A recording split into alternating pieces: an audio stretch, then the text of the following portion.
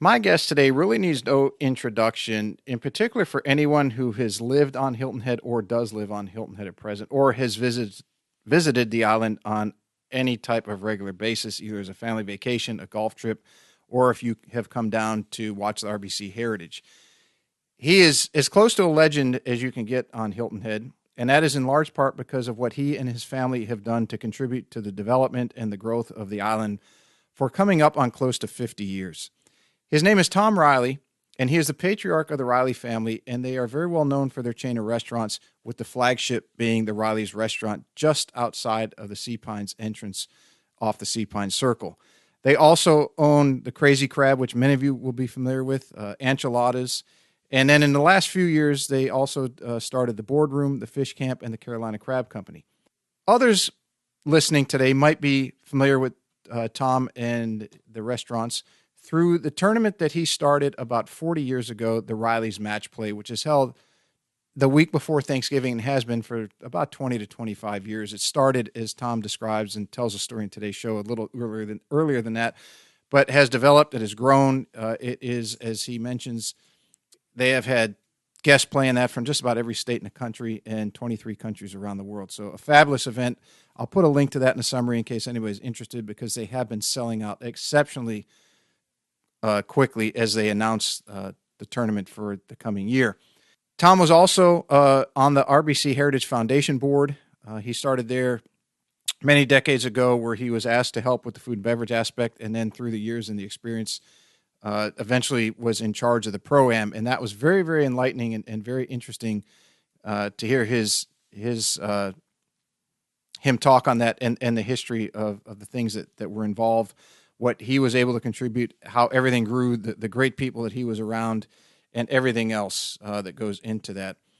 And then last but not least, we talk about just the involvement of he and the family on Hilton Head Island and the ability to contribute to make things the best that they could as the island grew from this very, very small coastal town island into what it is today, which is a worldwide destination, from things as simple as starting their restaurant to the development and the popularity of the St. Patrick's Day parade, which they championed and now has grown to be rather large and one of the best events in the area, and just a number of different things. So a great conversation. A lot of history about Hilton Head was discussed today. A lot of history on golf on this island was discussed today, and just a fabulous discussion to sit down with somebody who has been so influential, has given back so much to the community, and has played such an integral role. So please give a big, big Golf 360 welcome to my guest today, the patriarch of the Reilley family, Mr. Tom Reilley. What's up, everybody, and welcome to the Golf 360 podcast. I'm the host, Pete Popovich. So you may be asking yourself, what is Golf 360? And Golf 360 is a show that was designed to introduce you to people associated with the game of golf to help you improve not only at your game, but also your life. Almost all of our guests are from within the industry in some way, shape, or form, but some of the guests we have are from outside the industry, and it mainly revolves around the business world, with a few others scattered in here and there. Now, all of the guests that we have a few things in common. One, they all were highly successful and accomplished in their field. Two, each has something to pass along that will help you in your game and your life. And three, they were all more than willing to give back by passing along the things that they use to help them in their career, and even some of the mistakes that they made so that others don't make them in their journey. So I hope you find listening to them as enjoyable as I did interviewing them, and that each and every one of you benefits from the information that they so willingly and graciously pass along. This episode of the Golf 360 podcast is brought to you by Affinity Wealth Management Group. We all work exceptionally hard for our money, and none of us can afford to let that fall into the dark abyss of the big box financial service firms with their jack of all trades and master of none mantra, which basically means you become a number within a cookie cutter model, which is often accompanied by massive fees. Your future deserves more than average returns, and at Affinity Wealth Management, they ensure that your financial goals receive highly individualized, tailored attention from experts who are in the industry to be great and not average. As a client of Affinity Wealth, you will receive a customized solution to your customized life. keeping in mind your family's financial situation, values, and risk tolerance. Contact them today at 248-840-3863 or www.affinitywealthmg.com. Just like that, we're live here with Mr. Tom Reilley, the legend himself. Mr. Tom, thanks for making some time to come on. I got you all baffled. Your family, you and your family have an extremely long history here in Hilton Head and the Low Country, and it's tied into golf very strongly with your golf tournament, the Reilley's Match Play, your affiliation with the RBC Heritage and the Heritage Foundation. So there's a lot to talk about. Obviously, the restaurants and just all the things that you guys have done over, I think it's 5 decades now, is it not, that you guys have been here, the family? I've been here 45 years. My sister moved here first, about 4 years before me, but so quite a long time. Yep. I guess I'll start with the golf in your tournament, the Reilley's Match Play, and you crested the 40-year mark a couple years back. So what's that at now? How many years? Actually, we did it this last December 6, 1982. We opened, and so this past December 6, 22 is 40 years. 40 years was this past year. Yeah. Holy cow! And I mean, there's a lot of that's 40 years in business, but I've been here 45 myself. But Reilley's is 40 years old. And did the match play start? You start that when you started the business, or was that something that came later? The business started December of 82, and the first match play was in, I believe, August of 83. So what was the genesis for the golf tournament, the match play? Was it just you and the a bunch of people sitting around saying, hey, we all play golf and we like it, and why not just... That's exactly what happened. It was myself and Terry Deary, Joe Lucchese, and a few others. And we said, we don't have a golf tournament. Why don't we just do one? So we solicited a bunch of raffle items, and we had 123 people, charged them $50, and played 18 holes, and it was off and running. It's so funny talking to people who lived here for that, decades. And I had, Mick Colella was on the show. Mick Colella was the first person to donate a gift out of his original shop in Caligny Plaza to my first golf tournament. That was the gift shop, right? Yep. Yeah, and when he came on, he talked about, because I said, how the hell did you go from having a gift shop to being in the golf business? And he told where, he used to go around to what's the one down on 278, the church, Bargains and Treasures? No. The church donation place. I know which one you're talking about, but I can't think of the name of it. He used to go there, and he used to go on Saturdays to all the garage sales, and he'd get as many clubs as he could so he could teach himself how to refinish the old woods. And he had all these clubs lined up in the office, and his mom tripped over one, and she hurt her leg. So when she came back went to see Doc Lamont, when she came back, she took all the clubs from the office and put them out on the floor. And Mick was regripping clubs one day, and a guy kind of moping around following his wife shopping, and says, Mick's behind the counter regripping clubs, and the guy says, oh, you guys have clubs and you do regripping? Let me go get mine.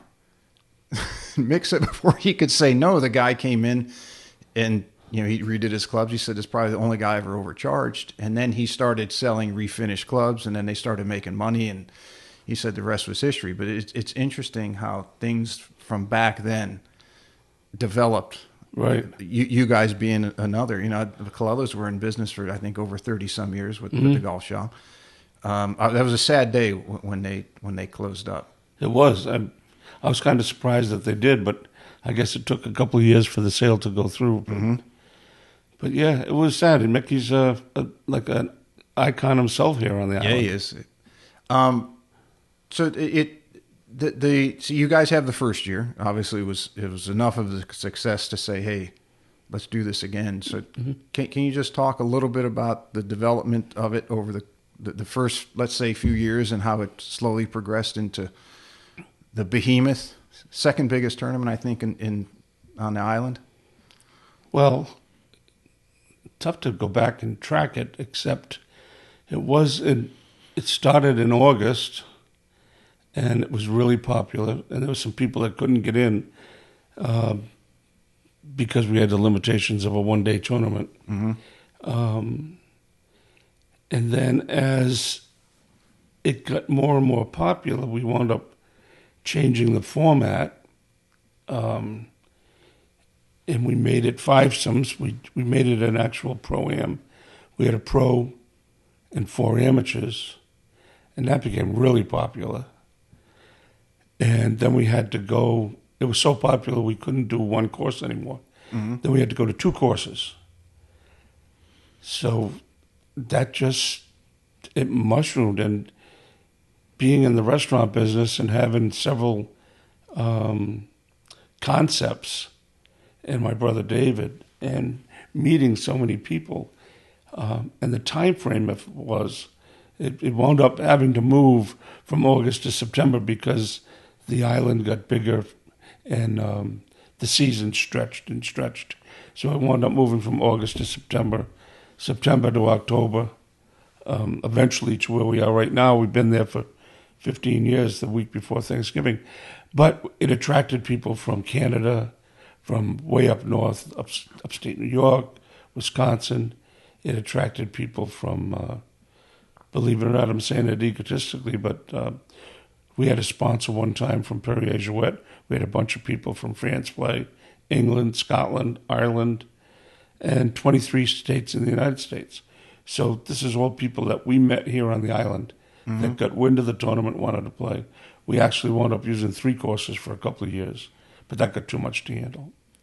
So that's about where it is. It exploded. We run a good event. It's all done for fun. Used to be a Calcutta, but we cut the Calcutta out.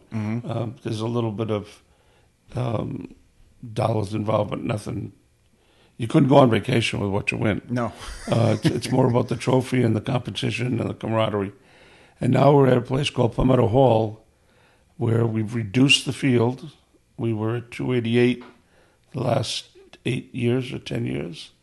And that's a lot of people per golf course, 144. Yeah, it's a full field on a PGA Tour event. Yeah, so we changed it. We knocked it down to 128 per course. So we're playing 256 people. The pace of play is excellent. We have hospitality starting on Wednesday night till Saturday night, and it's in demand. We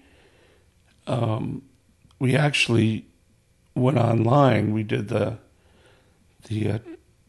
technical thing for this year. We went online, and we let you sign up with a credit card, and we opened it up. I believe it's within a couple of days, but opened it up June 1st, and we sold out June 4th and had a waiting line, a waiting list. That's amazing. Sold out in 4 days. The crazy thing is, in today's world of everything being advertised on social media, and you have to be on Instagram and Twitter and Facebook and the whole thing, you guys took a grassroots idea tournament, and I mean, I've been here now, I think it was 30 years last August 31st, and I don't remember there being advertising to say, hey, come play in the Reilley's match play. It was always word of mouth, and that you got to play. There's never been advertising, right? And the fact that you're limiting the field because it was growing too much is just for everybody who says you have to be on social media, you have to have a presence, you have to have this. It's like, well, I don't know if you really do, and you guys are an example of that. Now you grew that from a different era, right? So you guys were already big enough, but word of mouth is always the best advertising. And well, I think it's a combination of things. Why do people put a gate on a residential community? They do it to create exclusivity. We've never had to advertise our golf tournament because it's an invitation only. So you have to know me, my brother, some other people within our organization to get on the invite list. And once people get a wind of that, then it became pretty, I mean, it sounds egotistical, but it was, I think we created it this way on purpose, that we wanted you to want to play in the tournament. We wanted you to enjoy what we did. We didn't want to just have an outing and selling mulligans. We created a real, honest-to-goodness golf tournament, played by the rules, and it's evolved. Now we play 3 days, and like I said, 256 players, and they come from everywhere, and they have a great time. Yeah, they do. I don't know anybody that's here. I've played in a number of times, and that you go to the social events, the pre-party on Wednesday, and during the day at the golf courses, and everybody there is smiling. They're happy. It's not like people are coming that don't want to be in it, that don't want to be involved.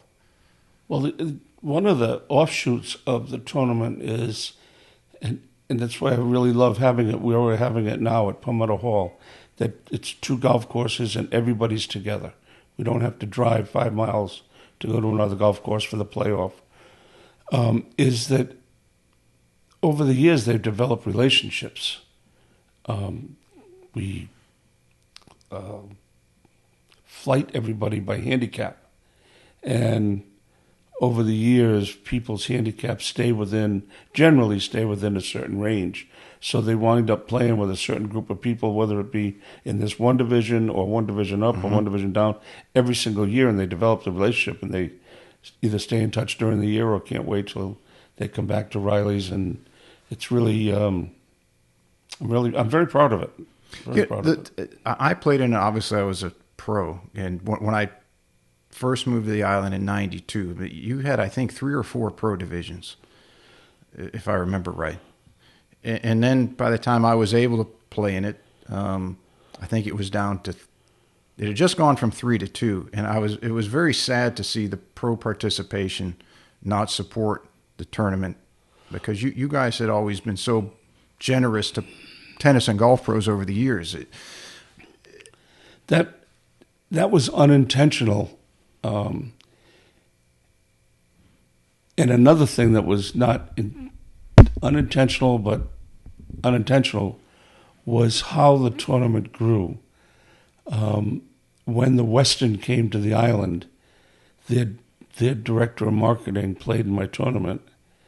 And when the Westin came, they used our tournament as one of their grand opening events.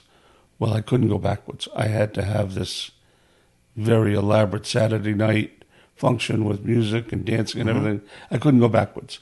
So that added an element to the tournament that I really hadn't planned on. Well, the pro division that you're talking about, we had a guy, Nelson Shively, that lived on the island, and he played a lot of golf, and he had a plastics company in Ohio. He loved the tournament so much that he put up a separate purse for the pros to play for. And they were able to play for a reduced fee because a lot of the pros were assistant pros. And they didn't have the money, regardless of whether the tournament was $200 or $300 at the time. The assistant pros didn't want to put up that kind of money to play in the tournament. So he did that for quite a few years, and then he moved. He left the island. I lost that pro sponsorship, and it just evolved that the tournament had gotten so big, and so I don't want to say expensive because I still don't think it's real expensive, but it tapped into disposable income for some of the pros, and they can play here on Hilton Head for free, almost wherever they go. So there was no justification for playing it. Well, yeah, I think getting into the pros and the difference in the pros from the era when I was in my early 20s and the pros that were here that were established, and then as the golf industry somewhat changed, or some might call it evolved, the type of the things that a pro did were not the same. In other words, pros weren't playing golf primarily, and then they would have staff take care of the pro shop, or even the assistants would play a hell of a lot more when I got here than even today. Assistants don't play very much. It's hard to get. I mean, even I think the Hilton Head PGA is assistance tournament as of a couple years ago only had 10 or 12 people. I mean, when I was playing, it was in the 40s. And if you go back to when Drew Butler and Gary Dern and those guys were around, I mean, they with half the golf courses, they had more assistants in that place. So I think that the golf side of the business, as far as people wanting to play or being players, has gone one direction. That did not help quite help with that, because I used to tell, and the type of person, because it's a very good time, obviously your event, and I used to tell some of the other pros, I said, look, if you like to have a drink or want to have a weekend of drinking, you'll drink your entry fee at the Reilley tournament. Oh, there's no question. Right? And you'll eat your entry fee. There's so much food. It's, if I remember, it was, I mean, you get the box lunch, but there's the open food, there's the open bar. Right. From the time you get there, so it's the price is not inhibitory if you look at what you get in return. Well, even today with what we got going on, we have a huge buffet on Wednesday night, and then we have open bar all day Thursday, Friday, Saturday, and we have 4 food stations one on each 9, and they're all hot food, hot and cold. So we're cooking at 4 different locations on the golf course.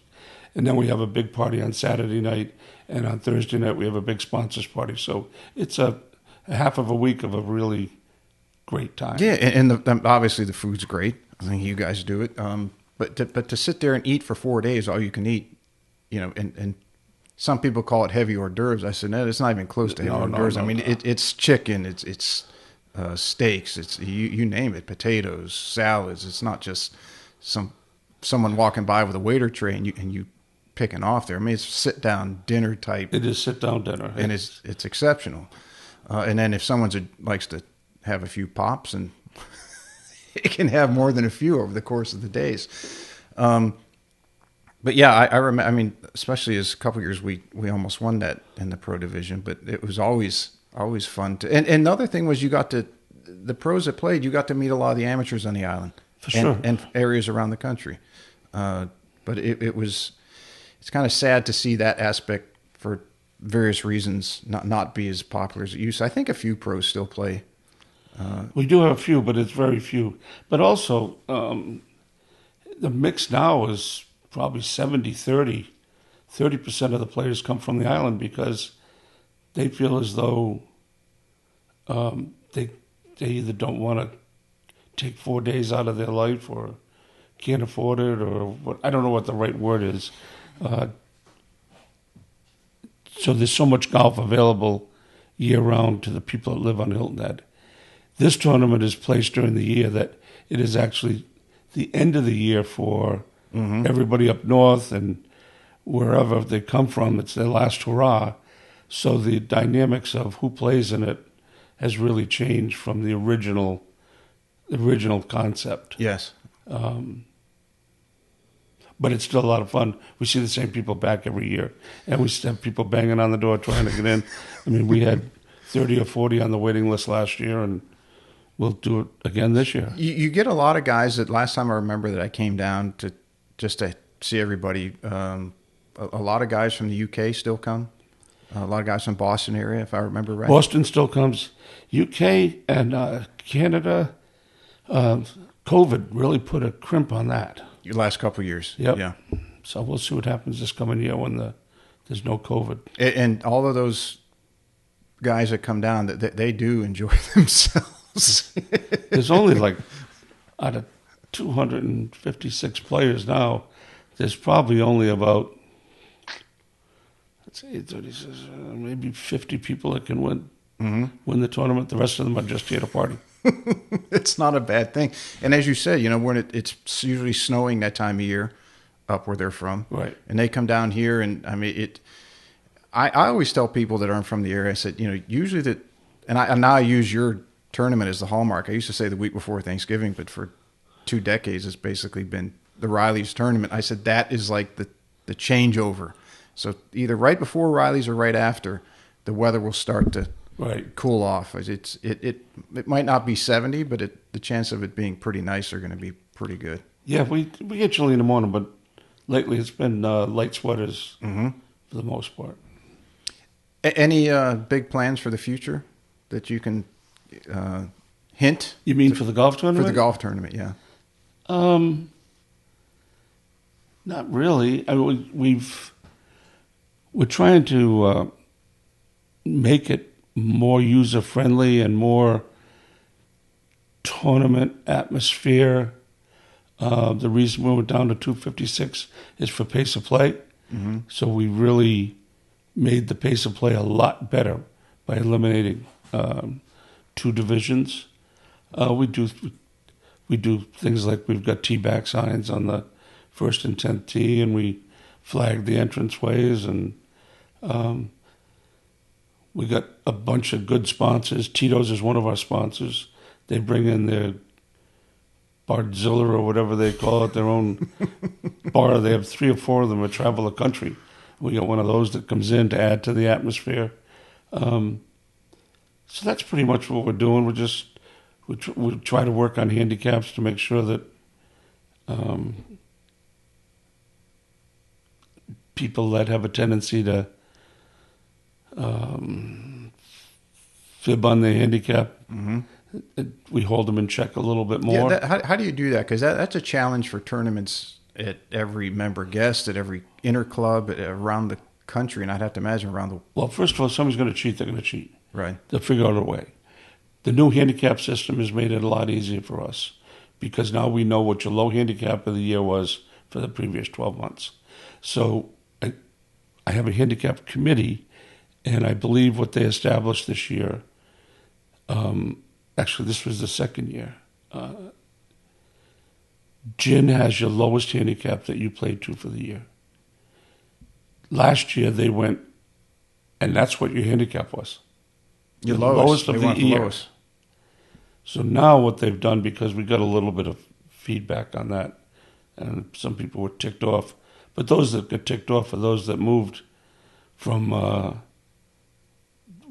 take a date to tournament time by 6 shots. Mm-hmm. So now they've allowed it to be the max you're going to move is 2 shots from your lowest for the year. And really, when you think of what you win a nice trophy, you win a few bucks, but you have so much camaraderie. You have 3 days of golf, you have a big playoff in front of an amphitheater with 200 people watching you play. I mean, it's just fun. Yeah, and you, like you said, the people are going to cheat. The asshole, for lack of a better term, who's going to come to a tournament like that and just try to fudge something to win a few $100 extra dollars, or we have them that we know who they are. Mm-hmm. And we've enough said. I mean, Right. we're here to have a good time, and and it's nice that I mean, you guys have maintained control of your own tournament and without outside influence. That you can control that. You can tell somebody, look, we appreciate that you'd like to play, but we really rather not have it, because we built this tournament for a core purpose, and we don't feel that you adhere to that, and we'd like to protect what we've built. we missed COVID in 20. So this year will be our 40th tournament. In 39 tournaments, I've only banned, I think, 3, maybe 4 players from playing in the tournament. And I think that's pretty good because we pay close attention. Mm-hmm. But they deserved it. The 3 or 4 that got banned deserved it. A funny thing that happened, though, one guy got banned, but I didn't ban him. We had somebody on the island that this guy was visiting, and we had the pro and 4 images. And he said, this kid's a young pro from Wisconsin, and he wants to play. I said, well, at that time I needed teams or could add teams. I said, if you put together a team, we'll bring him in.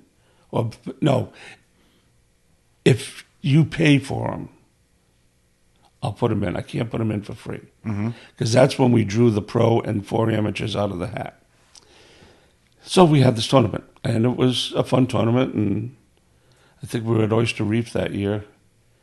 And I had this pro that knocked it on the first par 5 and 2, and then chipped up and on the fringe and 2, and chipped up and 3-putted, made bogey. And about 3 or 4 months later, I get a phone call from this coach, this college coach in Wisconsin. And he says, I need to ask you a question. He said, I have this kid that wants his scholarship back, and I was told that he played as a pro in your golf tournament. I said, well, I really don't know who he is, but I've got the pairing sheet right here. So I go in my desk drawer, and here's the pairing sheet. I played with him. So to make a few extra bucks to try and play in the tournament, he lost his scholarship. That's amazing.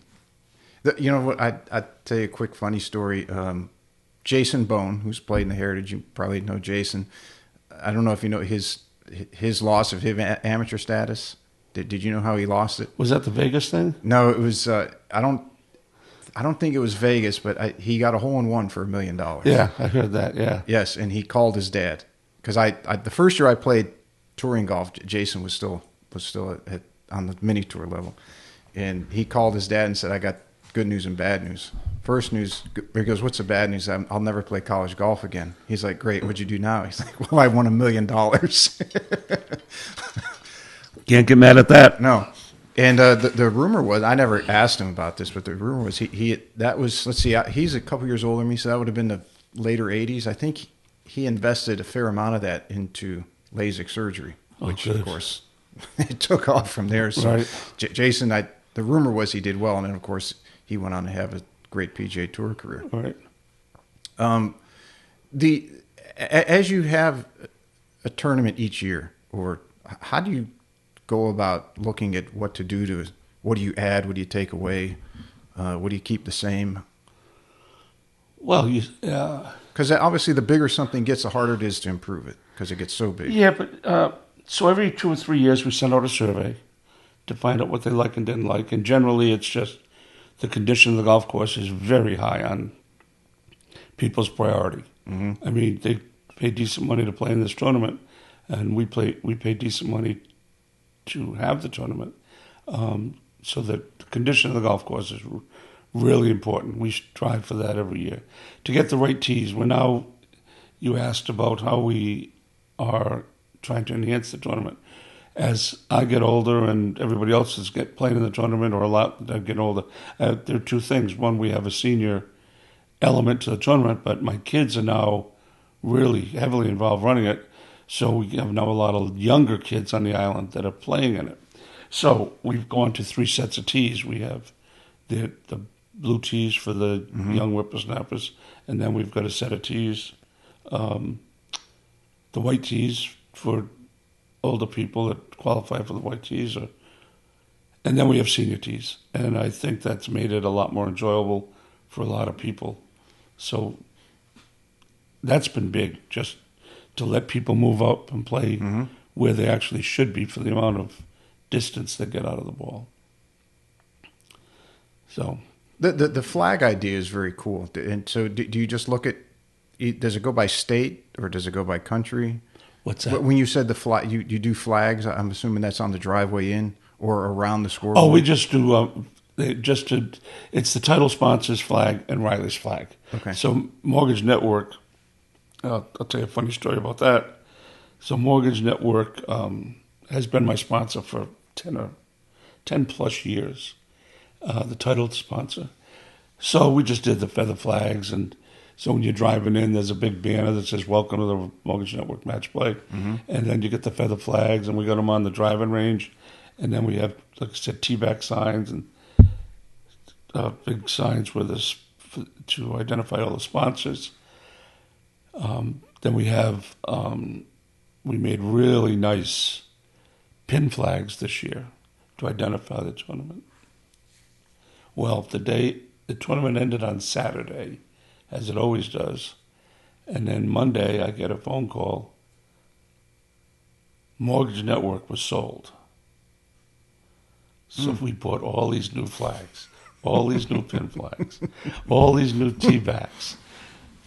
So this year we go back to the drawing board. So yeah, it's sold to a bigger company. Everything's going to stay the same here in Hilton Head, but a different parent name. So maybe you could raffle those off. There's one in front of you right there. That's the old Melody Network pin flag. Jeez. And David couldn't. Well, I guess he couldn't tell you if he was in couldn't tell me. negotiation. He'd get in trouble for that. Yeah. Even though you guys have known each other for a long time. We had to order them so long ago. You don't order them in a week, so there was no sense in telling me before. When you book a golf course, and condition is one of the top priorities of the guests and the people who come. How do you? I mean, what do you do if? On any golf course, okay, so you're at Palmetto Hall now. What do you do if Palmetto Hall comes to you in September or October and says, "Tom, we got a mole cricket infestation and we're really in bad shape. We don't know if we're going to have it back for the tournament." Do you have a course as an alternate set up prior? No. Or I learned this by being on the Heritage Board and talking about different things that could go wrong or go right or whatever. I mean, Mother Nature's Mother Nature, and there's nothing you can do about it. And if that happened, I would make my apologies. But I think the reputation of the tournament and the golf courses, I've been very blessed that they understand the scope of our players and where they come from, and that it's not just a 4-day event. They're here almost a week early, or at least 3 to 4 days early, and the word of mouth, they get players all year long that have been referred to from our golf tournament, and they hold it in high esteem. Yeah, so Mother Nature, there's no apology for Mother Nature. I mean, what are you going to do? You had mentioned the Heritage Foundation. When did you get involved in that in the organization and the growth of the tournament? Somewhere around 86, I got on the board and they asked me to help oversee some food and beverage. Mm-hmm. And then I just got off the board. I'm still on the board, but I'm no longer a voting member because you have to age out at 75, and I just turned 75. So I've been on it for, however, 36 to 22, whatever. And did I'd have to assume that being a part of that was gave you ideas or things to do to improve your own tournament? Oh, no question. I mean, I piggybacked on their tea gifts and their vendors and getting to know who the vendors were and yeah, the Heritage Foundation probably influenced a lot of what happened in my tournament. Mm-hmm. I don't think I was able to bring too much from my tournament to them because to be on the board of the Heritage Classic Foundation was quite enlightening. It was a treat, a privilege, an honor, a big responsibility for a lot of years.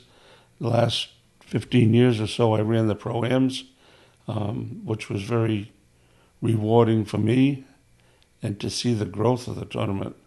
Holy Christmas. It's amazing. It's amazing. And this is my first year off, but now they've got one of those enhanced purses, so the purse is going to be $20 million this year. We're going to have everybody but the cousin Vinny going to play in a tournament. So it's exciting for the island and exciting for the tournament. You know, it was almost when the tournament had that scare.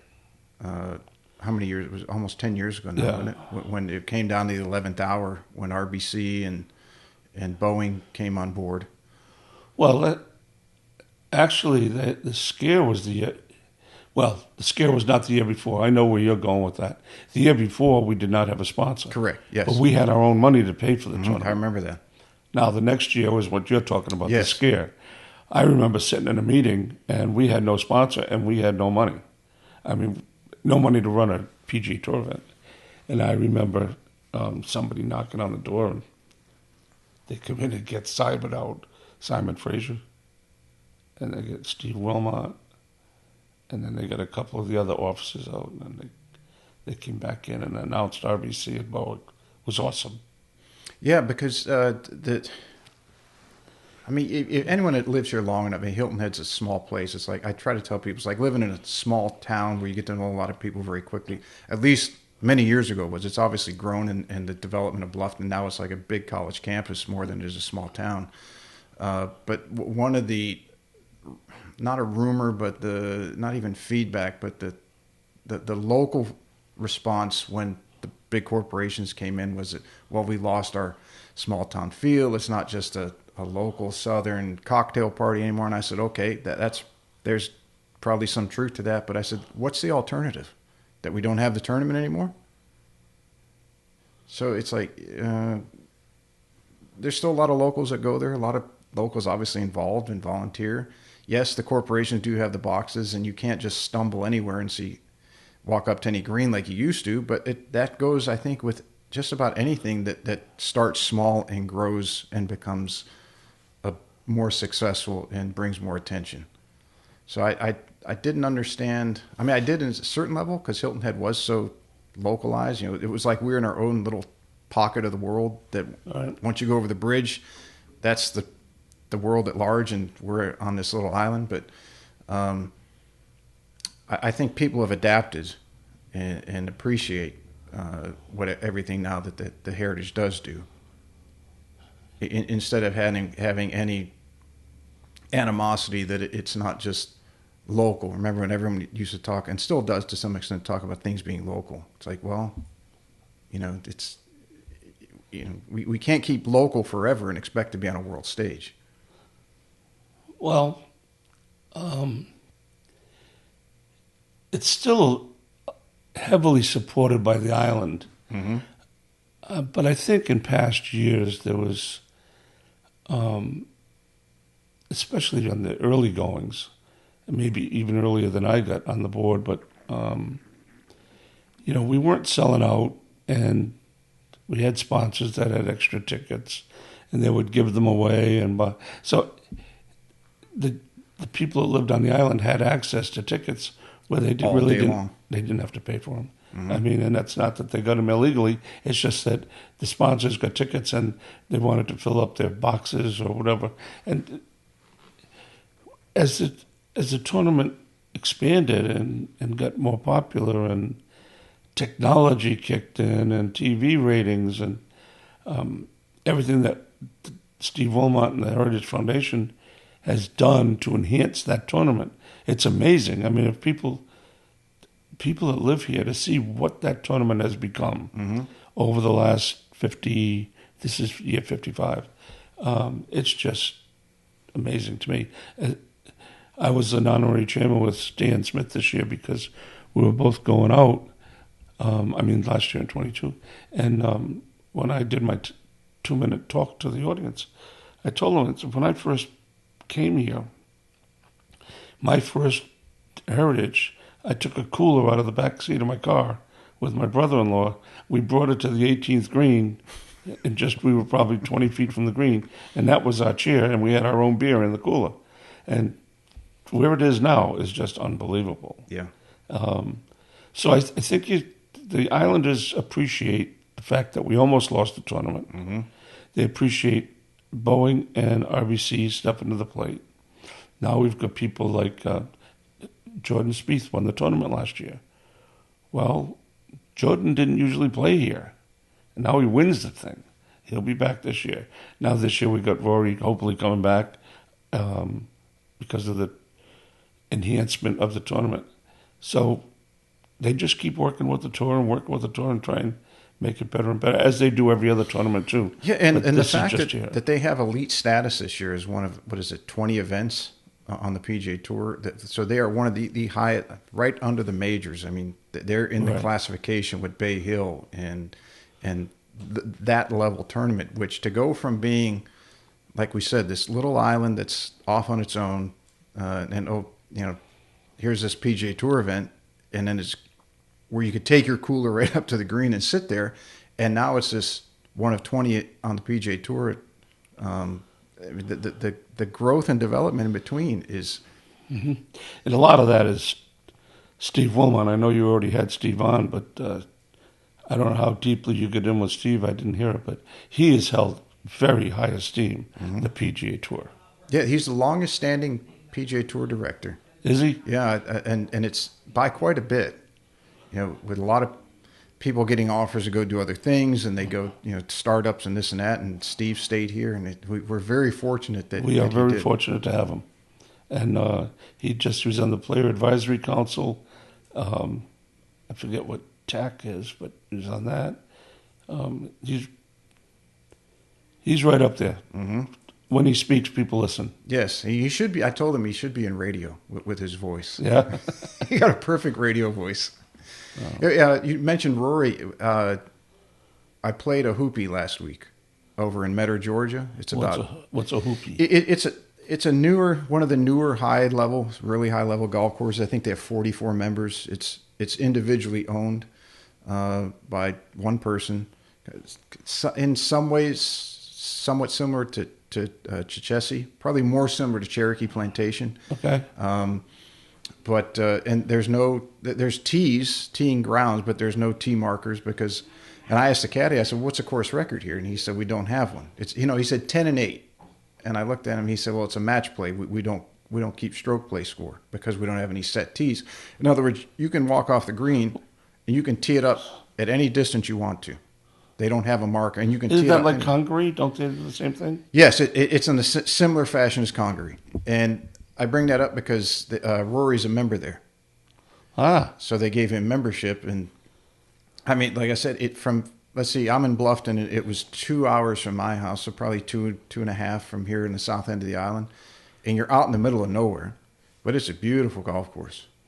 I never heard of it. Not many people have it. They're 5 years old. They're only very similar to Congaree. I would assume they started about the same time, but that seems to have grown quite a bit in the Low Country, just off Hilton Head. I had Dondi Wall on last year, and Dondi was explaining. He said, "Look, their family's been in Ridgeland for pushing 100 years, I believe."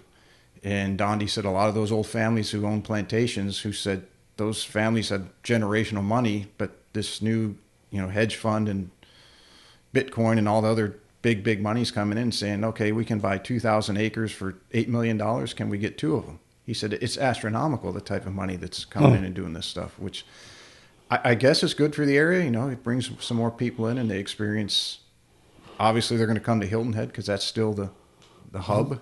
They need to find the young people with money to keep it going, though. Yeah. Yeah. So.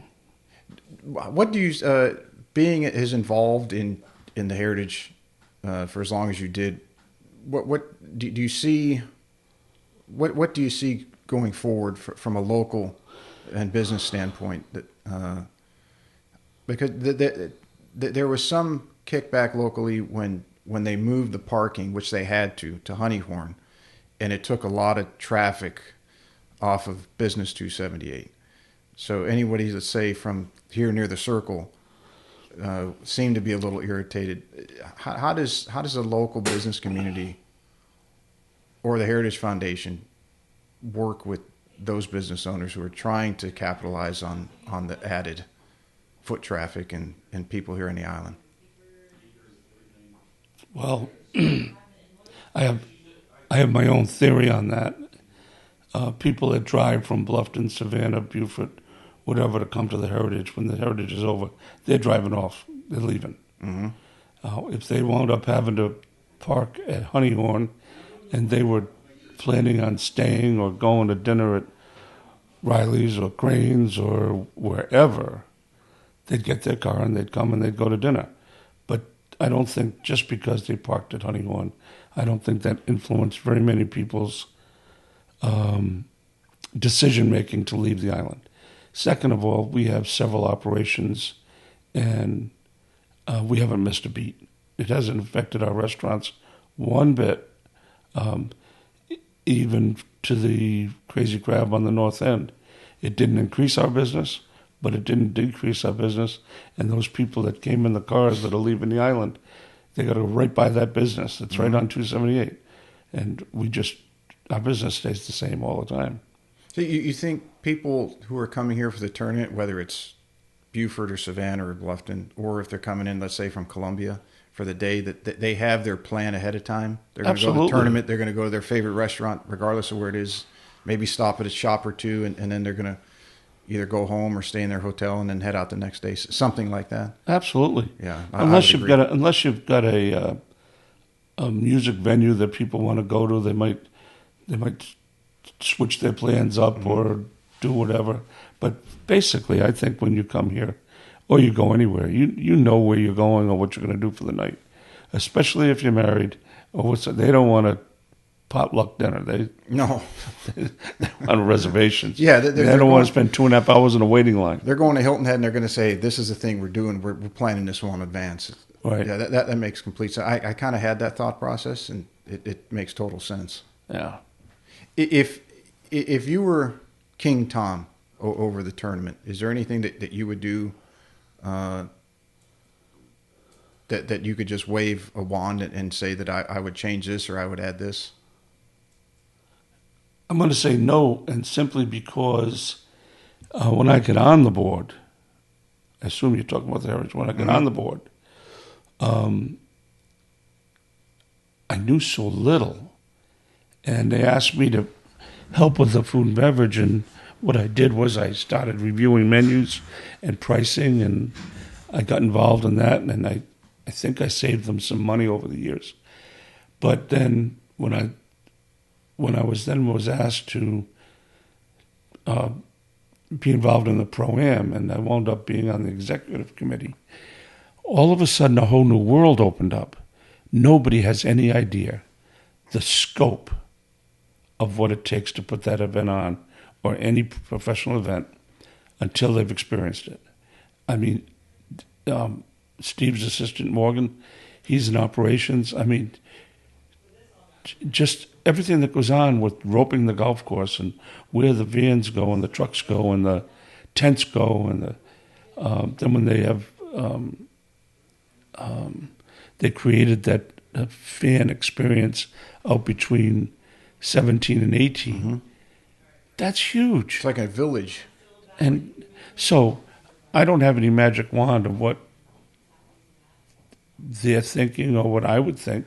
I sit back and say, where did they get that freaking idea? Because it's awesome. I mean, I don't have anything more to add. I just get amazed every year.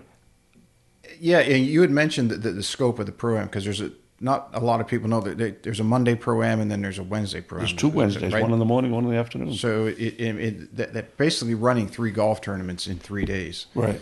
What would be some of the things that you didn't know about that you obviously learned about while you're doing it, or that the average Joe listening at home who just might show up to a tournament and have no idea what happens early week, or they might even come to the Pro-Am and they watch it. What are some of the wide-ranging things that go into something like that?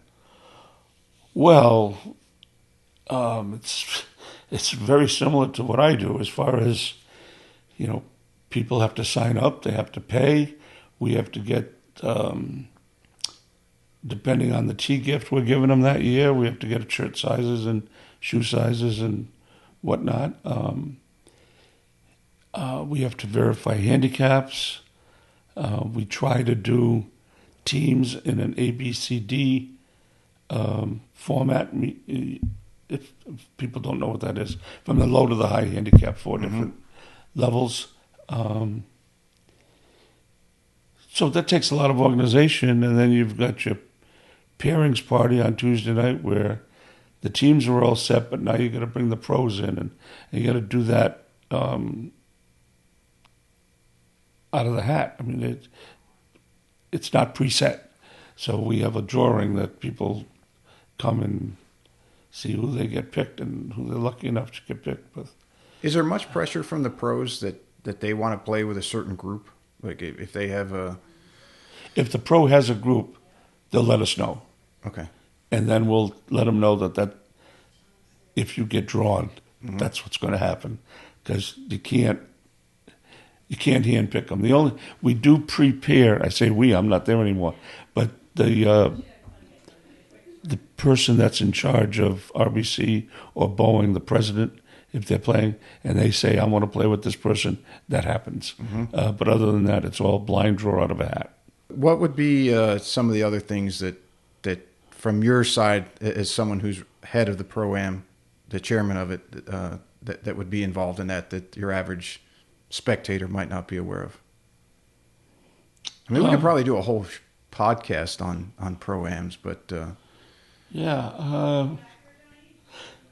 one thing they'll never be aware of until they play in it is how nervous they be on the first tee. I mean, you hear it all the time. These people, they're just so nervous to hit that first tee shot. Mm-hmm. And then they really calm down afterwards.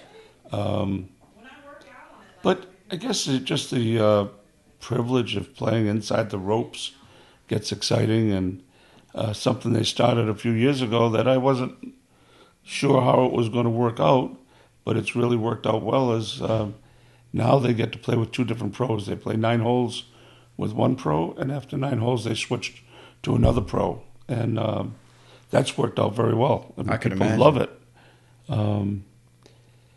But I don't see anything really different than your local club championship or whatever. You get in the competition, and you have a format that par is your partner, so you really don't have a chance to lose strokes, so you can have enough fun that you can just keep trying to make birdies, because you're not going to make less than a par. And then it all comes down to the pro you're playing with, mm-hmm. how good they are, how personable they are, and you. That's a big part of it. So that enjoyment and the festivities of the day, you come early, you have a little lunch, or if you're in the morning wave, you have a little breakfast, you have lunch, you have an awards thing. It's just a different way to enjoy the game. Do you have, as far as, does the tour tell you, okay, we have here's a list of pros that we have to play for this event, or do you guys, as the tournament committee, so to speak, or the pro-am committee, do you pick who's going to be in? Okay, there's 2 pro-ams. Yes, one on Monday, mm-hmm. and then there's a Wednesday pro-am. The Wednesday pro-am is broken up to 2 pro-ams. The Monday pro-am, we own that pro-am, so we try and solicit players. There's actually a guy that travels the tour for most of the tournaments, and to solicit pros to play in the Monday Pro-Am, and they get a fee for doing so.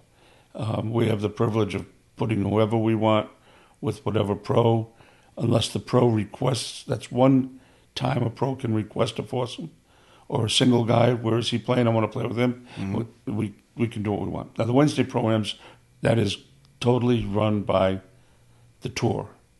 There are criteria that the players have to play in the Pro-Am. It has something to do with, and I don't know the rules and regulations, but first of all, they want them because of the sponsors, the interaction with the sponsors, the interaction with anybody that paid to play in the Pro-Am. They want them to encourage people to want to come back and play in a Pro-Am. And I think it's tied into their pension fund. If they don't play in a Pro-Am, they're not, the money they earn, if they make the cut, doesn't go to their pension. But I don't want to be negative about anything. The tour says the Pro-Am generates so much money for the sponsors, mm-hmm. The people that are putting on the tournament, that you have to give back to them. And I generally think that probably 98% of the pros don't mind playing it at all. No, I think that the bigger names tend to play on the Wednesday Pro-Am. Right. And then the guys who are coming up, or they aren't as well known yet, they haven't made their name, rookies or a couple years, or the journeyman, usually playing Monday, if I remember correctly. But there is criteria that you have to play Wednesday. And now that it's 9 and 9, so if we have 120, 54 teams, so you get 54 teams, that's 54 pros, times 2. So now you get 108 out of your field that have to play on Wednesday.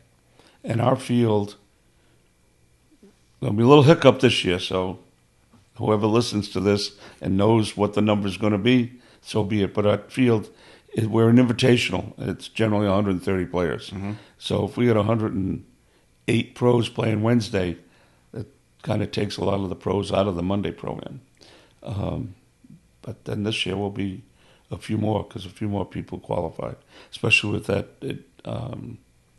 enhanced status. Yeah, it's a very interesting. I'd have to imagine Steve and staff and the board and everyone involved is learning the new system with the tour directing them. Hey, here's what we had in mind. Here's what we have in place. Here's what we want you to do. They're not flying blind, but yeah, it's got to be a new, slightly different from what they're used to. Oh, I would think so. I mean, they're going to have. Again, I'm not privy to that right now, but I mean, just for what I was privy to for the last 30 plus years, I mean, there's a lot of new dynamics coming to the tour, to our tournament here. Mm-hmm. I would think that we'd have. I can't believe we won't have 20 to 25 of the top 50 in the tournament. Well, I think Barry Fleming was on last month, and I asked him about that, and he said he's fairly certain that as an elite event that the top 70 have to come. They have to play, and I don't know the numbers. I don't know the rules. I don't follow it as much anymore like I used to. I don't know that number, and that's probably right. I mean, if he's using that number, he would know more than I do because he used to be out there at the tour and he's familiar with everybody. But they're using the number 70 for the FedEx playoffs. Right. So that sounds like it could be. Now, they're all allowed to miss one without any questions.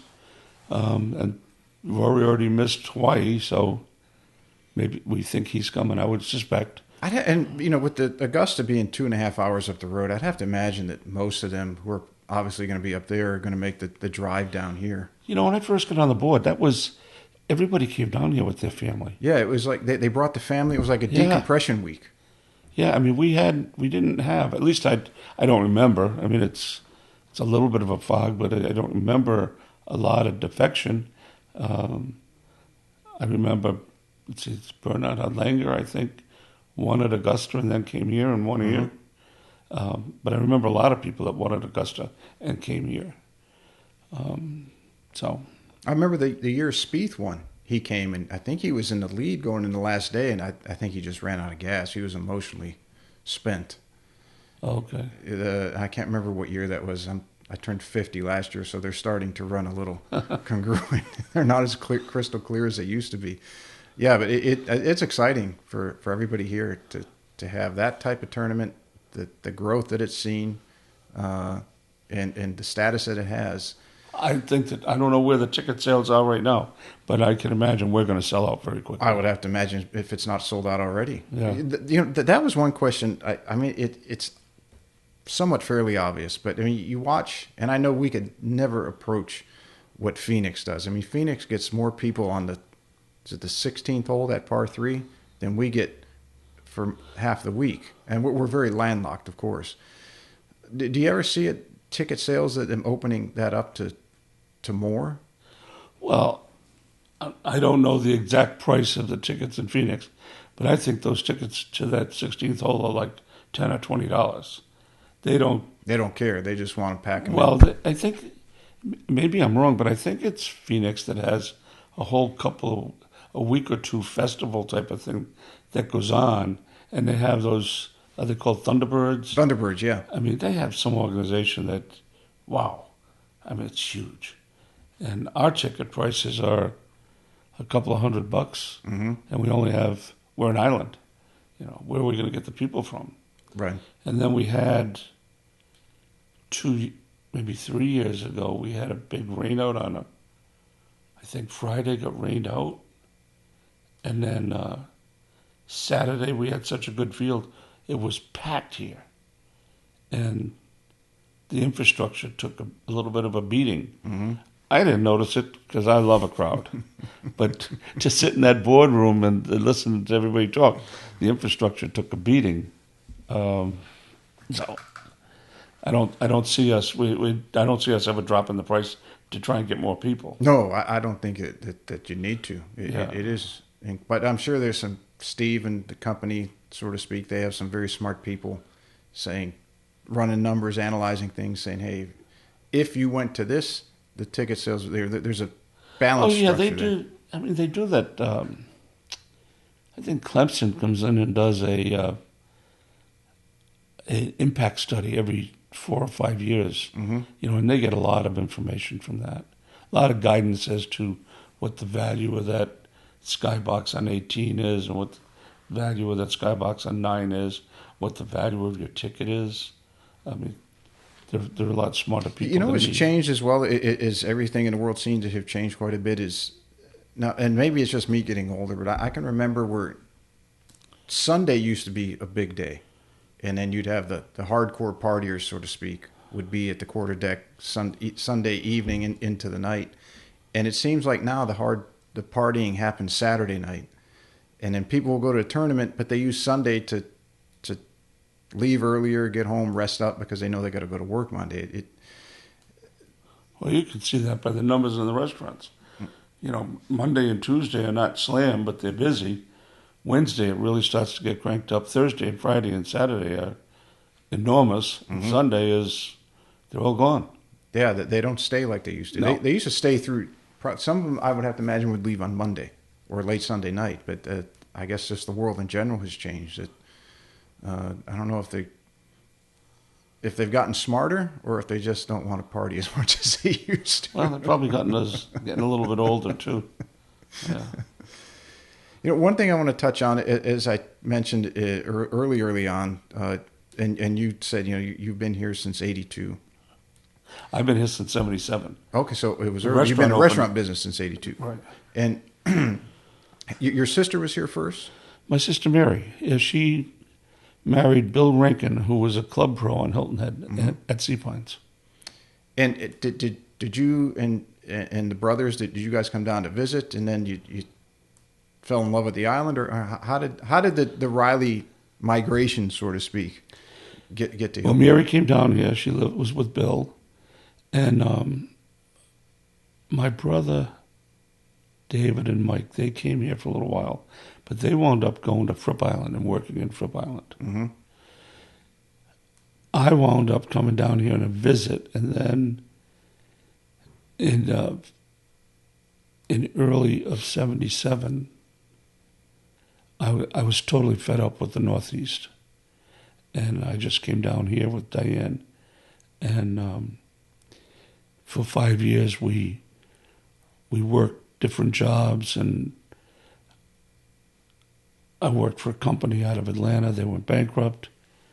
And then we borrowed some money from 2 of my customers, and we opened Reilley's. Once we opened Reilley's, my brothers and sisters came. I have 7 kids. They all live here. So it just was a natural migration of my family, just all came, including my mother and father. Mm-hmm. They all moved here. And now nobody lives up north. I have 1 of 14 grandchildren that lives in Ohio, and I have 1 child that lives in Charleston, and other than that, we all live here. And was the original Reilley's across the street where that one that caught on fire? Yeah, was it 20-some years ago? That was your original. Right, that opened in restaurant? '82, December of '82. Was it hard to talk Mrs. into packing up and moving to this remote island that really back then didn't have a whole hell of a lot on it? She had no choice. I got her in the car. She didn't know the suitcase was in the trunk, and I just got on the Connecticut Turnpike and kept coming. It was a total surprise to her, but she said, "Okay, I'll give you 2 weeks." And we got here February 1st, '77, and 2 or 3 days later, she went to work for the Calabogie Seafood House, mm-hmm. which is now the Crazy Crab in Harbortown. I ultimately wound up going to work for Hyatt, and then that job changed. I wound up working for a company out of Atlanta. That's the one that went bankrupt. And then we got Reilley's, and the rest is history. I mean, this might sound ignorant since I've known you and your family for basically 3 decades, but were you in the restaurant business prior to moving here? I was assistant manager at a dinner theater, mm-hmm. and at a country club. So, as I've said many times in interviews similar to this, I don't believe anybody's in the restaurant business. I don't believe anybody's in the gas station business. I don't believe anybody's in any other business but the people business. So whatever route you want to take, the success in your life depends on how you treat people and how you interact with people. So I've been in the people business ever since I got out of the Navy. And I was in the Navy. I signed up to make the Navy a career, and then they kicked me out because I have a bad back. But I was in the submarine service, and we stayed underneath for 62 days at a time. You had to get along with people. Mm-hmm. That was a big training ground for me. And so when we got involved with Reilley's, it was a natural for me just to embrace everyone that walked in the door, and the customer's always right is still a phrase we live by. The answer is yes, we live by. The answer is yes, what's the question? Mm-hmm. I do a whole bunch of stuff like that. But it's all geared around people and making people happy. Yeah, I mean, as I said, I moved here when I was 19. And I remember when John Richardson was the pro at Sea Pines, the Plantation Club. And John was trying to explain to me customer service. I mean, here I am, a kid from Michigan. I don't know any of that stuff yet. Management and philosophy and things like that. And he said, where are you going to dinner tonight? And I said, well, I heard Reilley's has great meatloaf. I haven't even been there yet, even though they're right outside the gate. And he said, well, where did you hear it? I said, well, everybody's been telling me about it. So he used your restaurant as an example of word of mouth advertising and culture. And I for 3 nights in a row after I got off work, I tried to get in, and it was so busy. And there was so many, I can distinctly remember standing at the door or inside the door, and the laughter and everybody having fun but there was no room. So I wasn't able to go back for quite some time. And obviously when you built the new one, I was here all the time. It was one of the best restaurant pubs ever to hit Hilton Head Island. Mm-hmm. And we had so much fun there. And we didn't move because of the fire. We moved because we needed bigger space. Mm-hmm. And but it was really a lot of fun. What spurred the expansion to the multiple restaurants and the opportunity? You know, you just Reilley's became pretty successful right away. We started the St. Patrick's Day Parade, and then that took off. But a guy that whose family in-laws owned the Boilers restaurant while he was getting up in age, and it wasn't doing that well.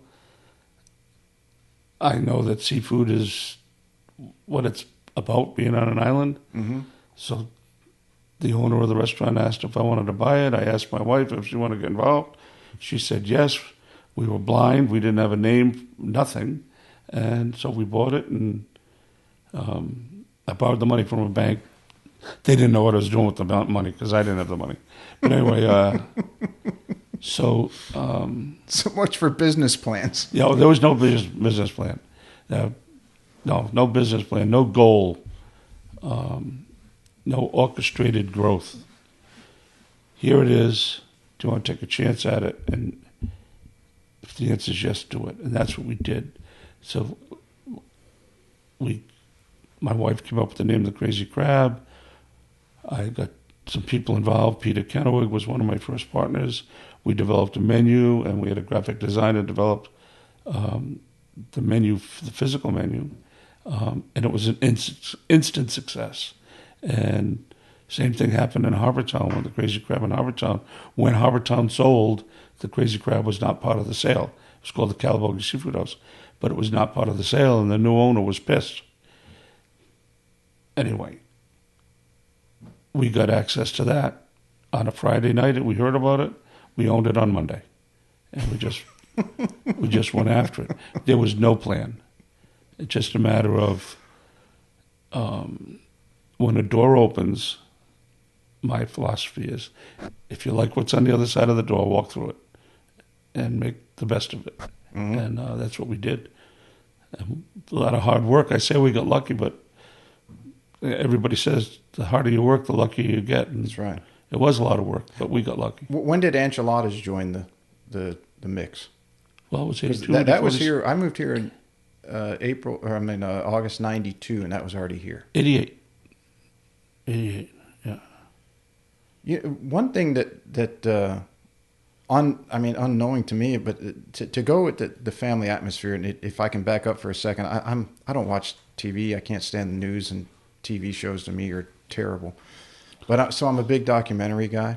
I watch a lot of those, and I was watching one. And I've anytime someone comes to town, my mom, my aunt, whoever, friends, I say, you got to watch this documentary. And I just found it by chance one night as we're speaking of things at chance. And it's called The Rainbow. And it's about the Rainbow Bar and Grill out on Sunset Boulevard in Los Angeles. And not to get too much into it, but the fellow who owned it, he was from Chicago, and his buddy owned the Whiskey Go-Go, which was right down the street, the famous bar where all the bands played. And he asked him to come out because he thought his partners weren't running it right, and he needed help with someone who knew what they were doing, and they did that. And then this family bought the Rainbow when it became available. And they, as I'm watching this, I'm like, God, this is like a carbon copy of what the Reilleys did. I mean, they treated people that came in like they were dear friends or family, and it was great to see it successful. That there are still people who do things that way, and it reminded me again a lot of what you guys have done here in their one restaurant. Now I think are they on the fourth generation of that family that's owned that place, and here you have. There you have all these rock stars and everything that again played at the Whiskey, and then they would go down there, and that'd be the after party. I think it was John Lennon and one of the guys from the Monkees and a couple other musicians, Alice Cooper. It was hard enough to get in the Rainbow Grill on its own. Then it was even harder to get to the VIP section, and then that group had their own, whatever they called it, the Crow's Nest or Devil's Nest, was like this little itty bitty room that they would just sit up and drink and get bombed and have fun. Right. But and you guys have the pros coming into your place for as long as I can ever remember. You come in here during the Heritage, there's always going to be one of the pros or a couple and caddies and everybody else. So if you haven't seen that, I think it's on Prime or Net. It's one of those shows, but very, very similar and always nice to see. I think that's why that became so popular. Well, I don't think there's anything popular that... Popular as far as that documentary. Right. But I'm saying as far as in my business, people are going to feel comfortable walking in a restaurant. Mm-hmm. When I go out to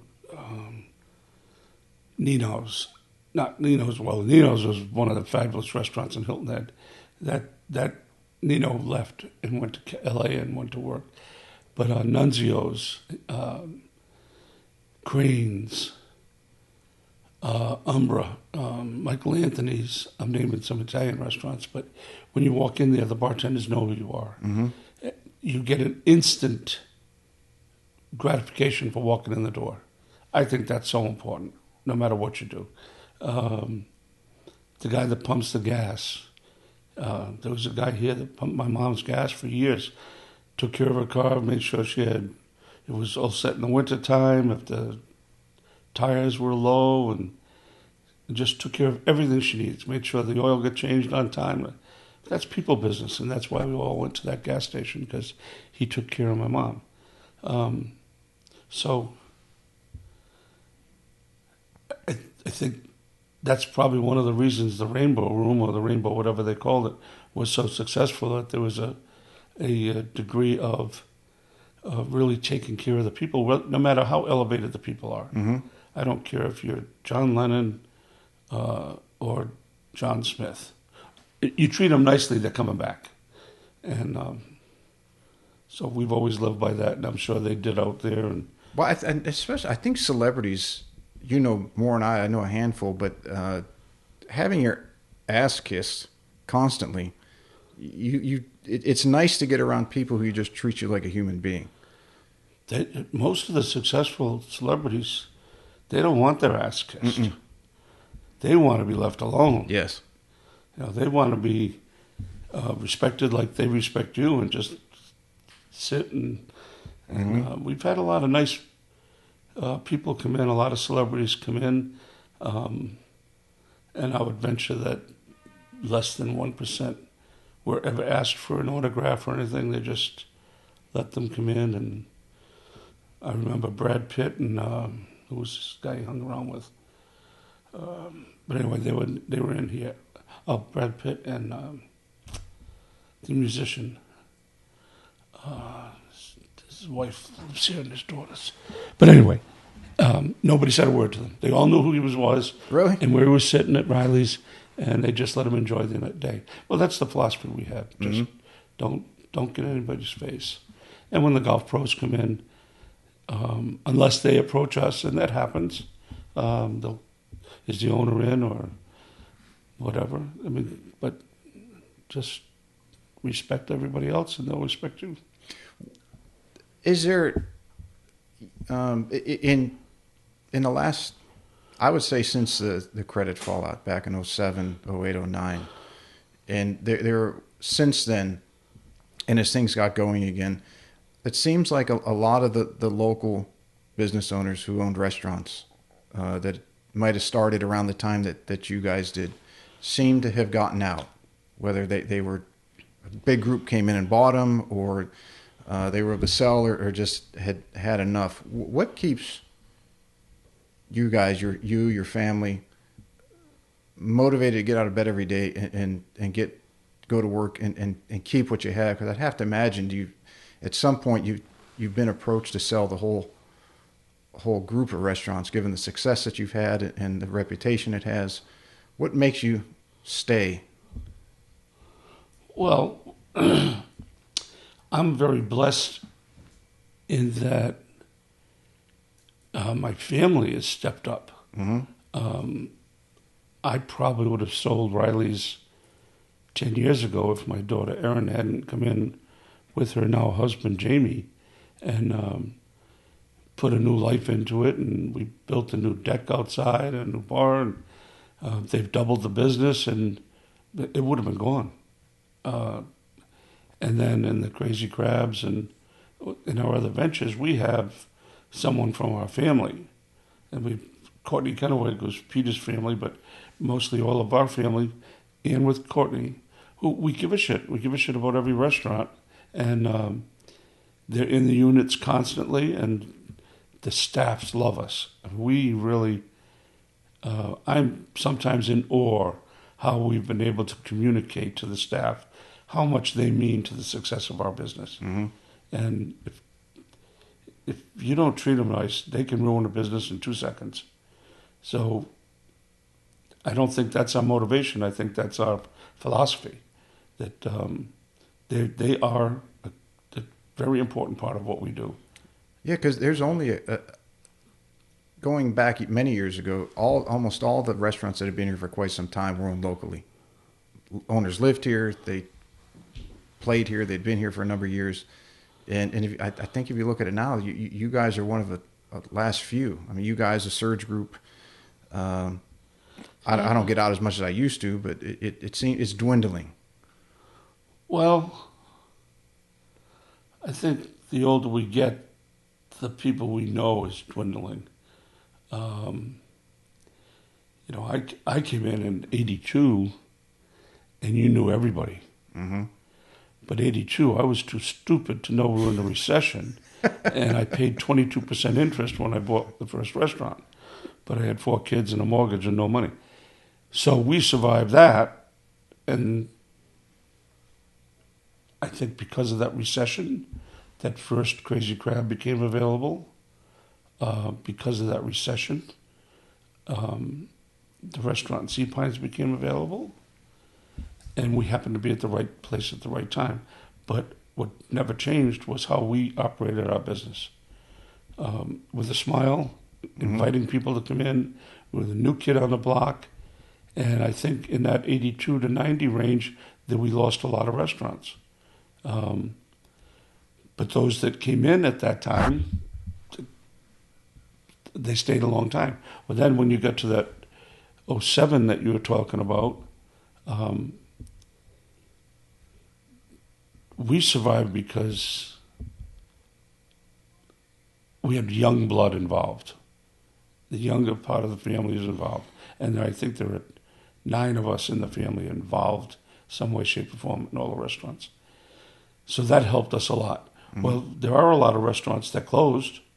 A lot of restaurants that closed because of COVID, but there's a lot that are open. I mean, so there are a lot of new and different, like, you probably don't know Nunzio. Mm-mm. And you might not know Mike that runs it for him. But that goes back to Hoffer House days where you knew Peter. That I remember. You knew Peter. And so we all knew the owner-operators back then. Well, now there's a whole new influx of owner-operators that are coming in, and the chains don't make it here. No, they never have. I've watched that for 3 decades. Yep. I think that they look at the demographics of Hilton Head, the median house price, the median income of the island in general, and all these numbers just blow their models away, and then they move here, but you can't, the corporate mentality of do things the way that they do it in Atlanta or the way that they do it in Charlotte or Ohio or New York, whatever, it just doesn't float here. I think that the off-season kind of gives them a little ticket shock, because a lot of places really dropped way down. When I opened in '82, I was going to tell you this earlier, I got very lucky. Like I said, 22% interest. Mm-hmm. I needed to work. So we did silly things like I put a telephone at every table. That blew people away. And then starting the St. Patrick's Day Parade instantly put us on the map as to someone that gave a crap about Hilton Head. But it was a recession, but I was blinded. I needed to work. We did things that nobody else had done, but at the same time, back then, all the restaurants closed in December, almost all of them. Mm-hmm. December, January, and open mid-February. So I guess I might not have the right segue into this, but you asked about how we were able to keep going and how we expanded. I never heard of a restaurant closing for 3 months or 2 months, and we didn't. And we got a following that stayed with us, and then we just kept the momentum. And so having Reilley's, having our name associated with the first St. Patrick's Day Parade and how that thing has grown has been big. Having a golf tournament associated with Reilley's has been big, but more having the people like what we do and we like the people that we do it for has proven to be a winning formula. Yeah, that seems to be the foundation, the secret recipe. Not even secret, but just treat people how you want to be treated. Use a golden rule, and just do that. And it's like, okay, what else can we add? Most people seem to be, what can we do? Some idea that nobody else is doing that's going to draw people in. Well, it might, for a short time, but it's not going to keep them if you don't do the right thing. Treat them like you would treat your grandmothers, so to speak. It seems so simple, yet it seems so elusive. I don't know. Well, so many people try and get in. We're on the restaurant business. So many people try and get in the restaurant business that have no reason or right to be in it. Mm-hmm. They'll see someone like myself, who they don't realize is basically retired. My daughter runs it with her husband. So they say, "Oh, I'd like to be like Tom," and somehow, way, shape, or form, they go buy a restaurant. They don't realize that I'm the one that washed the rugs and washed dishes and tended bar or whatever in the rough times that I spent 35 years before. And they don't realize what it takes to do the things that it takes to be successful. Yeah, they see, I call it the tip of the iceberg. They see the tip. They don't see the mass majority of it that's keeping the rest of it afloat, or that took to get to that level. Right. And then they take a look at I call them the bean counters. They have a bean counter that looks in the P&L, or they look at something and they say, you're not getting enough money here, or why are you doing this? They don't realize why you do things. Mm-hmm. They don't realize that you get a 50% cost on white item where you get a 30% cost on another, and you let them average themselves out, and that's just one of the things that happens in the business. Well, even one of the things, and this was, again, if I go back to my own history here as being a kid, young kid, and Aunt Chiladas was more so because I think it was younger at that time. David had a very young crowd. That yes, and we're talking. So I was 19, 20, and so a lot of the pros, younger golf pros, would hang out there. Most of or assistants, I should say, the cart guys, the assistants, and then most of the pros would hang out at Aunt Chiladas because the demographic was different. But one thing that I always remember, if it was a draw, but it's the first thing that I can remember on going there. And then once I was there, obviously introduced to the culture, and which was the same there as it was at Reilley's, at least how we were treated.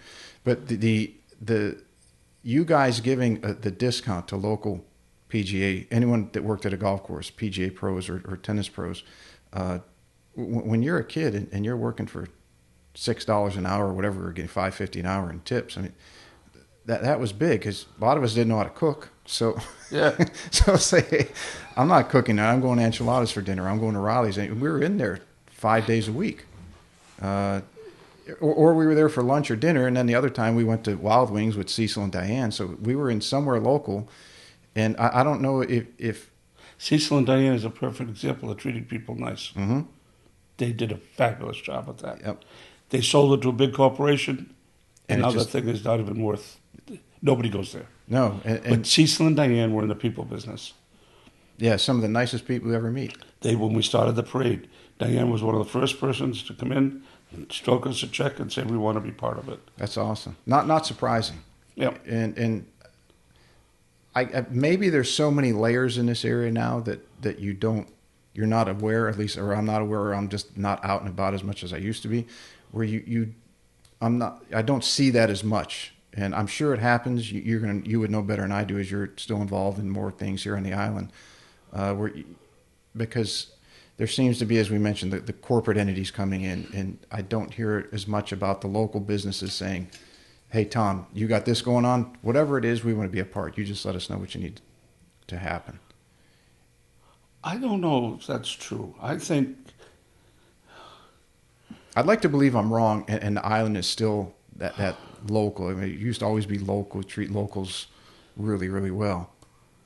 I know that we kind of have a philosophy that we say no to nobody. I mean, no matter who comes to our door asking for something, we will give something. And I would think that as long as you keep it within reason and don't say, I want to do this, I want to do that. Darius Rucker, Ladies Invitational. Freaking thing is, concert sold out, the tickets are sold out. I mean, they're supported very nicely. And that's just one thing that comes to mind. It just, damn, it's all Islanders. It's no one else. So I've been very blessed to live here, to get to know the people and to have been supported by so many people. It's been pretty cool.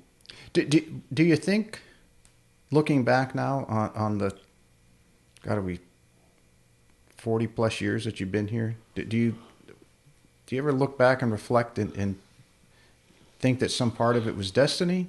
Was it good decision making? Was it good timing? What do you... You asked me what plan I had, and I said to you, I had no plan. Mm-hmm. There was nothing designed except God. There's some plan He's got. Mm-hmm. And what's happened in my life since I moved down here, and what we have accomplished, and what we've accomplished with our families, and what we've been able to do and generate charitable dollars. My golf tournament averages about $40,000 a year to charity now, $35,000 to $40,000. That's awesome. Somebody else had a plan for me and for our family. I had no plan, but somebody had a plan, and you'll never make me believe that doesn't exist. Yeah, and I mean, yes, I believe that too. That that there somebody upstairs has a plan for each of us, but you guys have been phenomenal stewards of that. responsibility. That whether someone says it was befallen upon you or put in front of you, you didn't sidestep it. You took it on that responsibility. As you said earlier, you walked through that door and you made the most of it, whether it was helping out or creating something. So I would give yourself some of the credit. Well, it's so easy to be nice, and greed is a horrible thing. Mm-hmm. So if you combine those two things, I don't care if you make $100,000 a year, $50,000 a year, $20,000 a year, you've always got some ability to be nice to someone. And if you're not greedy, you're nice to people, that creates a personality that's going to, in my mind, be successful in what they do. If the Tom Reilley from 1982 was sitting here in my seat and you're Tom Reilley of today, is there any advice or something that you would tell him? Or would you just not say anything and say, enjoy the ride, do the best you can, be nice to people, treat them the way you want to be treated? Well,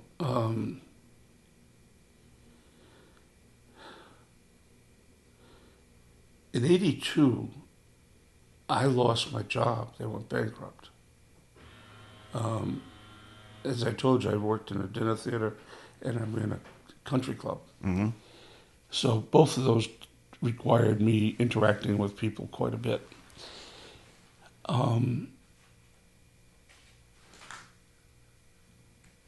The only thing I knew was food and beverage. So when they went bankrupt and we had to find something to do, and we got lucky enough to fall upon what became the original Reilleys, the only thing I would tell anybody in that situation is you got to work hard, and you got to hope that what you do the public likes, and if they don't like it, try something else. And I experienced that when I put my first menu out. I put a menu that had a northeastern flair to it.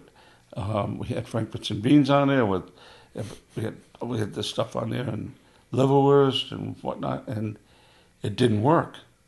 And within 2 months, I wound up switching the whole menu, and we started to do a little bit more seafood and a little bit more Southern style or generic burgers and steaks and what. And thank God it worked pretty quickly, because my wife cooked for 8 years in the kitchen, so mm-hmm. that worked really well. So in 82, I was in a tough situation. Again, no job, a mortgage, 4 kids. I get lucky to get this business right here. What am I going to do with it? And so you start to get creative. And so we're in the building. What's coming up? MASH is coming. MASH's last show is February of 83. Why don't we do a MASH bash? Which we did. It was hugely successful. We had I forget when, then we did the first parade. A month and a half later. Maybe not that long, maybe 3 weeks later. And that was from nowhere hugely successful. Mm-hmm. All of a sudden, that place that you couldn't get in for 3 days, that's the way we were every day. From 82 to 93. I mean, it was just packed every freaking day. And that's when I had decided to try and come over, and we made a deal with the owner of this plaza, and I moved Reilley's over here.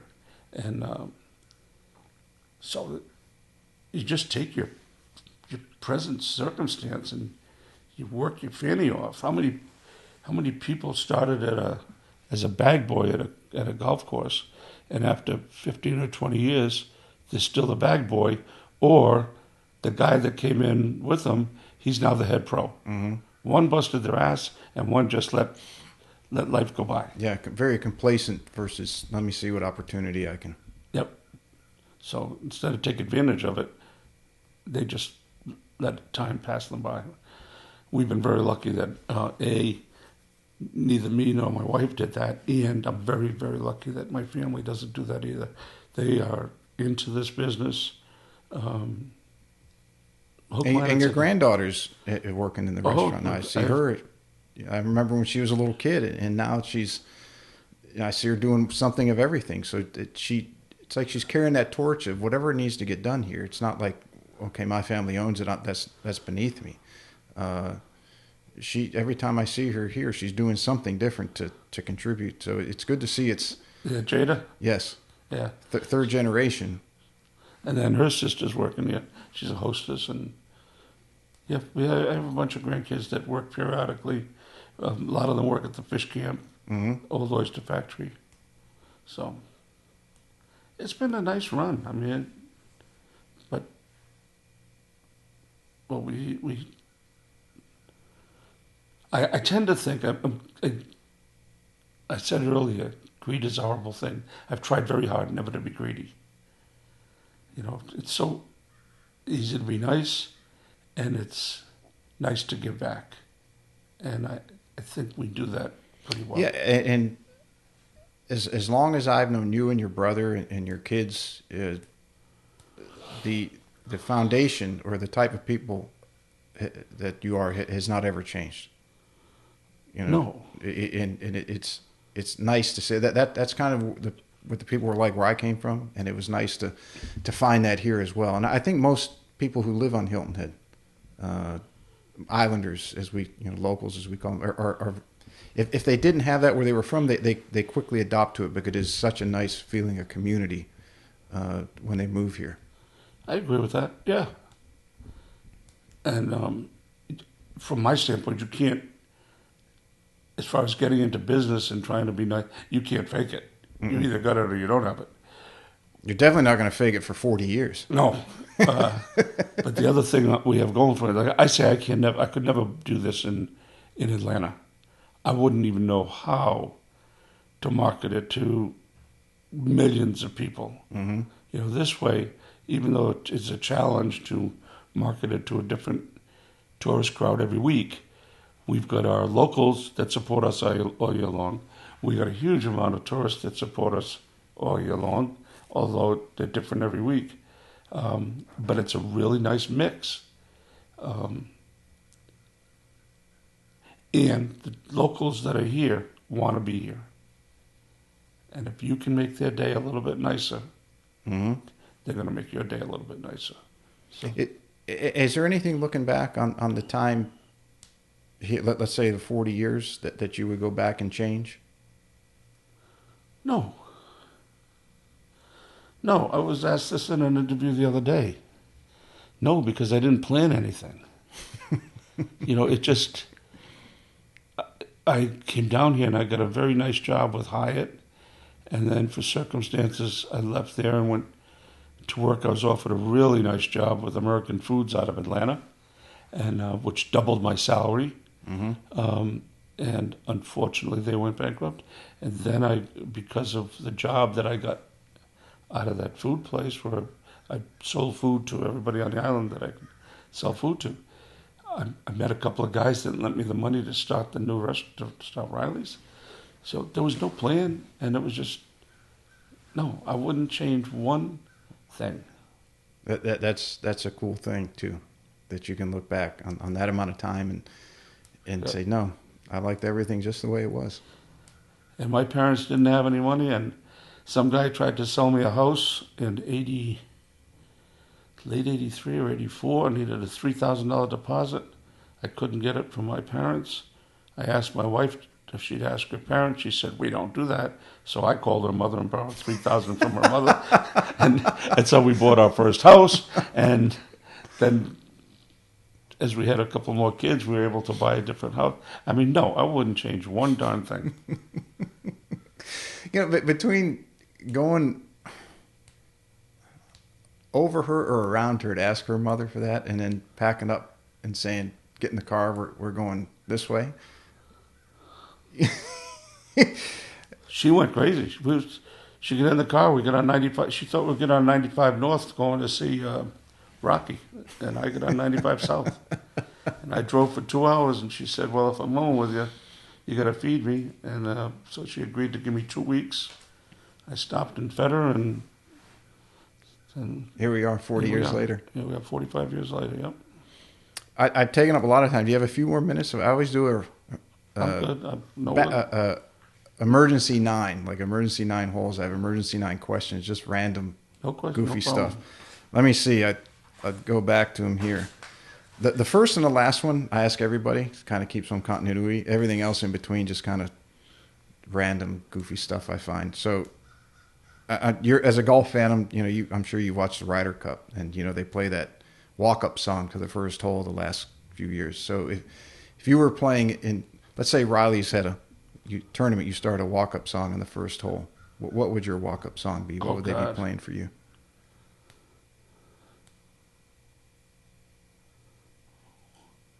If it wasn't so frivolous as a golf thing,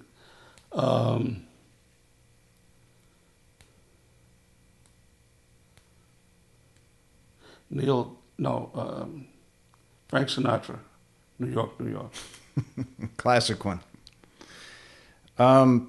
Just something off the wall here. What is your favorite purchase in the last year for under $1,000? My favorite purchase for under 1,000.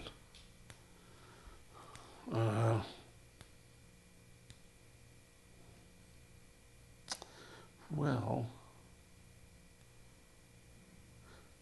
I don't want to be corny about it, but my young baby sister needs a computer badly, and I was able to buy a computer for her day before yesterday for $381, brand new from Amazon. It's pretty good. It's not corny at all. Some of the answers. That's why I asked that question. It's just very interesting in today's world with the things that people buy and the thing that they really enjoy.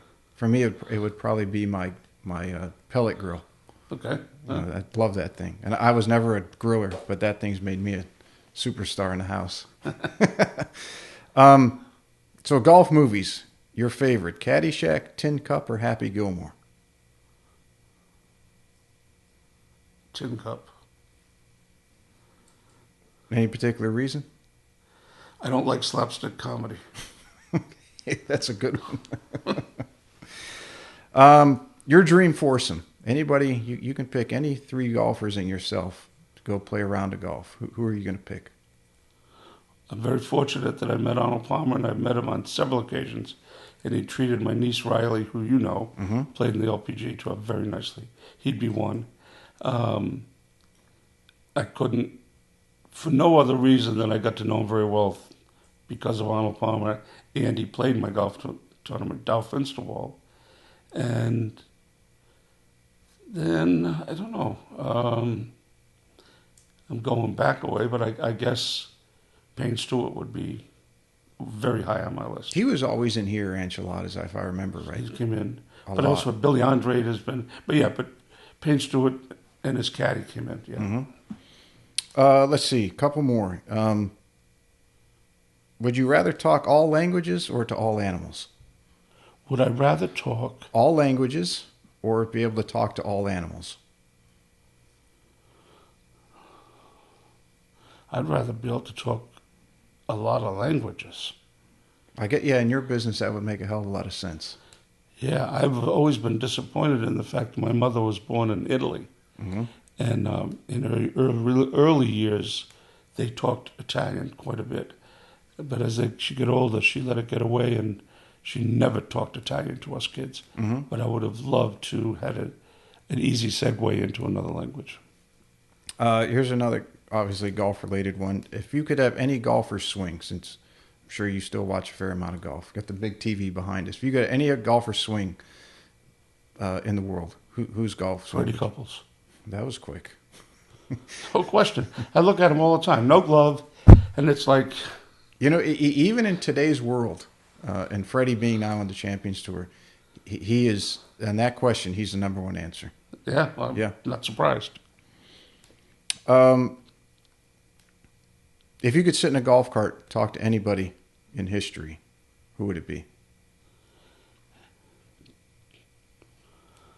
Anybody in history?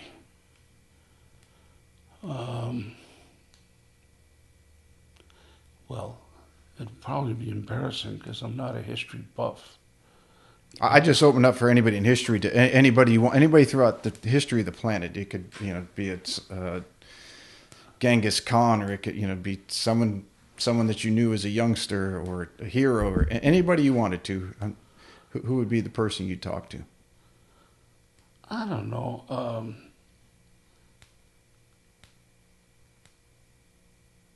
Well, just from because I did have a slight interaction with him, and he treated me and my 12 guys playing golf so nicely. We were a guest at Sherwood Country Club, and this guy was a member, and he would not go. We wanted him to go through, and he wouldn't go through. He said, "You guys paid your money to play here. I'm going to sit my ass right down here and watch you make a fool of yourself, but I'm staying behind you." Joe Pesci. Is that right? Yeah. I've heard that about him. I've not few Real friends. cool guy. They all said the same thing. Yeah. Yeah, that would be a fun golf conversation. I would have to imagine so. If you could caddy for anybody in pro golf, who would it be? If I could caddy for him, it would be Arnold Palmer. I did have some, especially my niece had some very intimate interactions with Arnold Palmer. And I've always been embarrassed to call in along the time of his tournament when they have it on PGA Tour Radio. Do you have any Arnold Palmer stories? And I have a couple that I love. And just, the guy's a super guy. Mm-hmm. Unreal. Everybody said that. Everybody says that about him. To a T. Yeah, my niece went down when she made the LPGA Tour. She had arranged for a 6-month rental in Orlando, and when she got there, the lady said, "I want a year." And Reilley said, "I can't give you a year. I don't know if I'm going to make it on tour." And she said, "Well, I want a year or nothing." So Reilley and Caroline left, and they were driving around, in Bay Hill. And there's Arnold Palmer walking his dog, and Caroline said, "You're not stopping to talk to Arnold Palmer."